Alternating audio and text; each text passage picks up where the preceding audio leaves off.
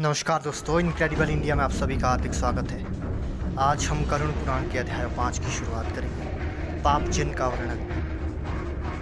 कृपया वीडियो को पूरा देखें।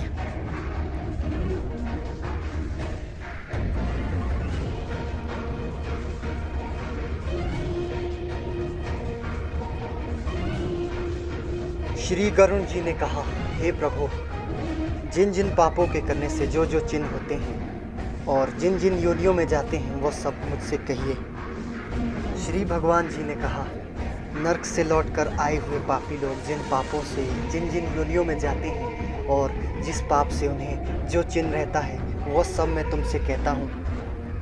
सुनो, ब्राह्मण को मारने वाला कुबड़ा तथा मूर्ख होता है, कन्या को मारने वाला कोढ़ी होता है। ये तीनों चांडाल की योनि में जन्म लेते हैं।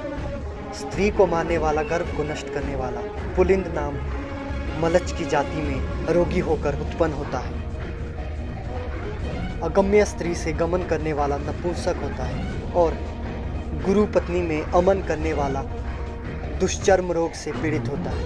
मांस खाने वाले का अंग अति लाल होता है और मदिरा पीने वाले के दांत काले होते हैं। जो ब्राह्मण जीभ की चंचलता से अवक्षय भक्षण करते हैं उनका पेट बहुत बड़ा होता है।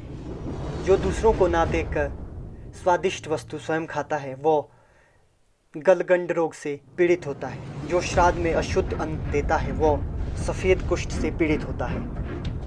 अभिमान युक्त जो गुरु का अपमान करता है वो मूर्छा के रोग से पीड़ित होता है। शास्त्र तथा वेदों की निंदा करने वाला निश्चय पांडु रोग से पीड़ित होता है। झूठी गवाही देने वाला गूंगा, पंक्ति भेद करने वाला काना, लगे हुए विवाह को बिगाड़ने वाला बिना ओट का होता है और पुस्तक चुराने वाला जन्माद होता है। गौ ब्राह्मण को लात मारने वाला खंज तथा पंगु होता है। असत्य बोलने वाला, मन हकलाने वाला और झूठ बोलने वाला बाधिर होता है।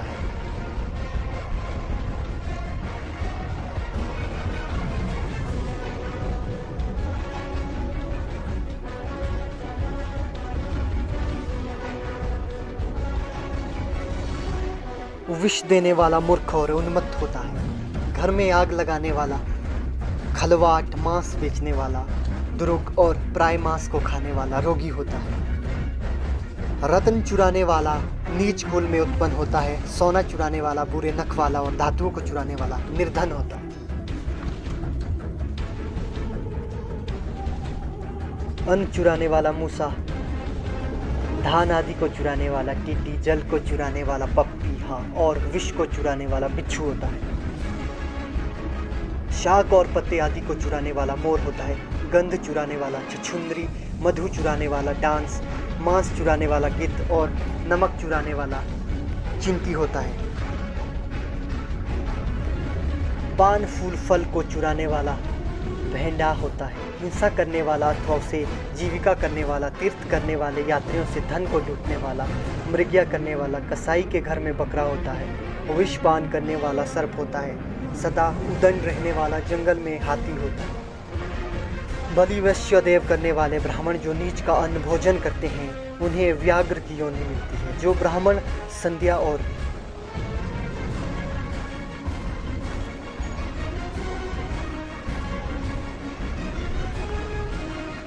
बलि वैश्य देव करने वाले ब्राह्मण जो नीच का अन्न भोजन करते हैं उन्हें व्याघ्र की योनि मिलती है। जो ब्राह्मण संध्या और गायत्री का जप नहीं करते और जिनका अंतकरण मलिन है, ऊपर से स्वच्छ बने रहते हैं, वे बगुला का जन्म लेते हैं। जो शूद्रों से यज्ञ कराते हैं वे गांव के सुअर होते हैं। बहुतों की पुरोहिती करते हैं वे गधा होते हैं और जो बिना निमंत्रण के भोजन करते हैं वे कौवा होते हैं। जो सुपात्र ब्राह्मण को विद्या नहीं देता है वो बलवान, बलिवर्त और जो शिष्य गुरु की सेवा नहीं करता है वो पशु योनि को पाता है। गुरु को जवाब देने वाला और विवाद करके ब्राह्मण को जीतने वाला ब्रह्मा राक्षस होता है।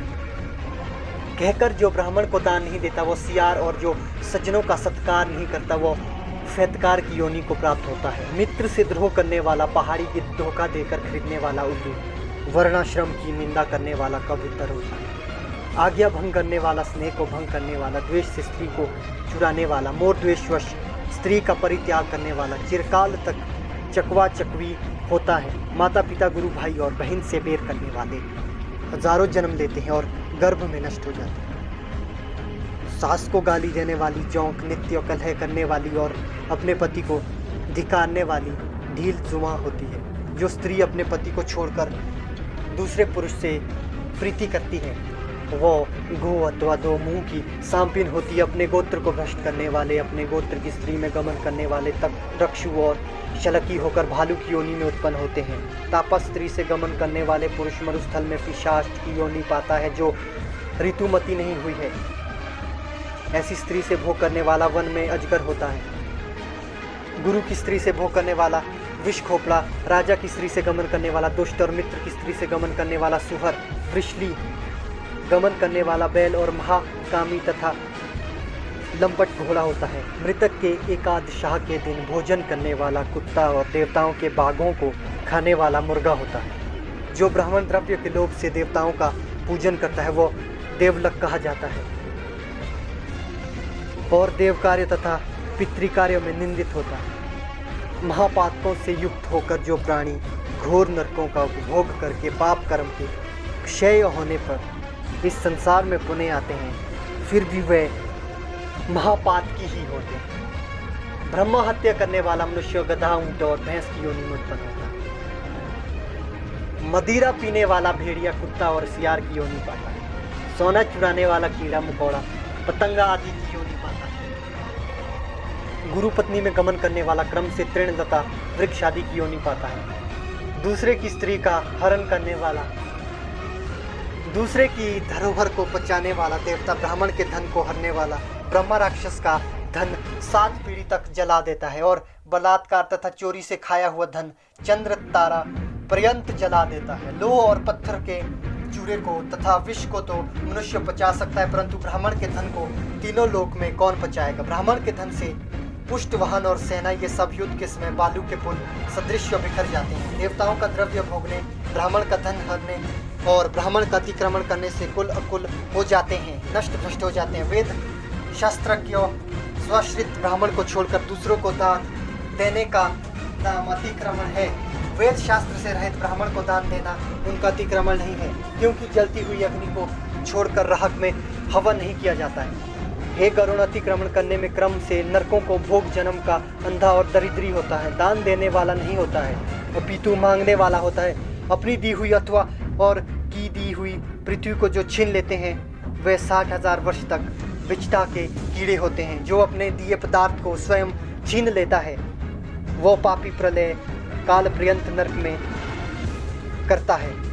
भूमि और जीविका देकर उसे अक्षुण बनने की यत्न से चेष्टा करे। जो रक्षा नहीं करता है बल्कि स्वयं ले लेता है वो पंगु कुत्ता होता है। ब्राह्मण की जीविका करने में लाख गो देने का पुण्य होता है और ब्राह्मणों की जीविका हर लेने से मरकट कुत्ता और बंदर होता है। हे गरुण, उपयुक्त कहे हुए ये सब चिन्ह और योनि अपने कर्म द्वारा प्राप्त हैं जो देहधारियों में दिखाई देती हैं। इस प्रकार बुरे कर्म के करने वाले नरकों की यातना भोगकर शेष पापों से उपरयुक्त योनियों में जन्म लेते हैं। इसके पश्चात शीत वर्षा धाम से उत्पन्न हुए पक्षियों के दुख को भोगने पर जब जीवों का शुभ कर्म फल समाप्त हो जाता है तब मनुष्य देह पाते हैं। यह जीव स्त्री पुरुष के प्रसंग से गर्भ में जीव होकर क्रमशः बढ़ता हुआ गर्भ से लेकर मरण पर्यंत दुख पाकर फिर मर जाता है। सभी शरीरधारियों का जन्म और विनाश होता है। 4 प्रकार के भूत ग्रामों अंडज, स्वदेज, उपधज और जरायुज का इस प्रकार चक्र चला करता है। मनुष्य जीव मेरी माया से